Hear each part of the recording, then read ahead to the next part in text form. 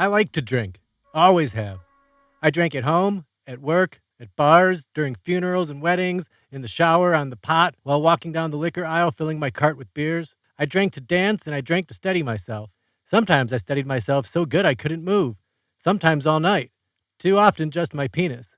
But other times I moved quite a bit. For instance, one time I drank so much I woke up in a neighbor's tree, only it was someone else's neighbor's tree, in another state. That's what I call cross-country, call the firemen to get him down kind of drunk. But that was all fine back in the day. Back when it was fun. Back when I drank to celebrate and to relax and to remember. Back when I didn't drink to forget. Not that there's anything wrong with forgetting stuff while drunk. Hell, better to have a good time you can't remember than a bad time you can, as my dad used to say. A saying that would one day become the centerpiece of an award-winning American commercial. But this was different. My drinking in Antarctica?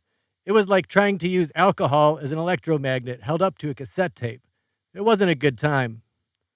Our local bar back home was an old Irish pub called Keenan's that, like pretty much everything else in town, Old Man Keenan owned. A drive down Justimere Road felt like flipping through his property portfolio. Next door to Keenan's Irish pub, you had O.R.&J Liquors, named after Old Man Keenan's two sons, Osmond and Rayner, and their little sister Jordan. Behind that, set back a ways from the main drag, you had the Tinsel Ice Factory, all boxy and white and aluminum-sided, towering 2 full stories above the next tallest building for 10 blocks in every direction. Most of the houses and apartments down Justimere Road belonged to Old Man Keenan, too. He even owned most of the competing bars. And when you got to the end of Justimere Road, you had Keenan's Ambulance Services. He owned a couple of used car lots in the same area, too, right across the street from the Tinsel Park Funeral Parlor. My dad used to joke that the Keenan Empire was based on vertical integration. They pack us into bars, provide the ice and liquor and the cars to drive home, then rent us a place to crash when our wives finally throw us out, send the ambulance when our livers finally fail, and book the funeral arrangements. And the beauty part, the real kicker? Just think how much money Old Man Keenan saves on formaldehyde, what with all the time this town devotes to embalming itself. Then Dad would take a drink. Hell, most of the time this was something he said as a toast, often to Old Man Keenan himself, on the man's birthday or some other such town-wide event. In fact, there are only 2 bigger events in Tinsel Park's history than any of Old Man Keenan's bazillion birthdays. The biggest, of course, was his eldest son Osmond's going-away party. Osmond Keenan had just turned 18, and, having already finished his undergraduate studies in astrophysics, he was off to Australia to study the sky from the southern hemisphere, to gain a well-rounded education. To a well-rounded education, they kept saying. I must have heard half a dozen people raise their glasses to that phrase. My dad made Osmond a different toast. Dad said, to Osmond Keenan, the only living Keenan male who no one hates. Old Man Keenan, of course, laughed and laughed until he was sputtering his whiskey and clapping Dad on the shoulder. He loved that toast, thought it was hilarious. And, of course, the toast was true. Rayner and Old Man Keenan had plenty of enemies, even if the old man couldn't fathom such a thing. And everyone, and I mean everyone in town, loved Osmond. He was the star, the whiz kid, the one who held all their hopes in his hands. He could make a difference. Hell, he could save the world. I was 16 years old and just learning to drive. When Osmond had been my age, he was learning why Einstein and Heisenberg were both wrong. He wrote papers on it in his spare time. Osmond's work, especially on harnessing solar power and storing it or focusing it on celestial bodies, such as giant asteroids, appeared in the American Physical Society's Phys Review. At Osmond's going-away party, everyone felt certain he was embarking on a wonderful journey, one that would change the course of human events forever. And they told him so, with such great big smiles. They told him that and one other thing, how sure they felt that he'd come back having fallen in love. And they were all right. Just none of them imagined that Osmond Keenan would change the course of human events the way he would. And certainly none of them suspected that Osmond would fall head over heels in love with, of all things, Australia. The second biggest event in Tinsel Park history, well, that was my coming home parade from Antarctica, after I'd made my own contribution to saving the world. But I would have to watch that parade, with myself supposedly in it, from a government hospital bed many miles away in Chicago.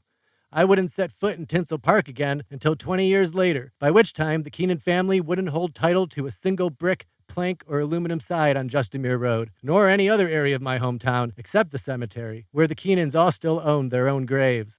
By that time, my dad would own most of the bars in town, including Keenan's, the bar that would become the flagship location of one of the country's most popular chain of pubs, or more like half of that flagship location. In any case, when I think back on that building, I don't think about my dad's business success in the bar industry or how famous his face became from all those television commercials. I remember it as Keenan's, not rivals, and I think back on my last drink there with my dad before leaving for Antarctica. We work to live, son. We don't live to work, my dad had said, raising his glass. Hell, by the time I was 16, I worked to drink. After Callie left me, I drank to work. And after 2 years drilling in Antarctica, man, I got to the point where I had to drink just to wake up in the morning, or to take a piss, or to steady my drink. I came across this whole website once about how to diagnose yourself as an alcoholic. It had questions like, do you drink after a quarrel? Do you drink more under pressure? Have you ever had a drink before noon? Have you ever said something you regret while drunk? Have you ever woke up and not remembered something you'd done? In certain situations, do you feel uncomfortable if alcohol isn't available? Would you say you can't drink as much now as back when you started? There must have been 100 questions like these. Sure, some more extreme than others, like, have you ever seen things that weren't there or switched liquor stores to avoid suspicion? As though every liquor clerk in town didn't already know me. But if you answered yes to any 20 of those 100 questions at all, well, the website said you were an alcoholic.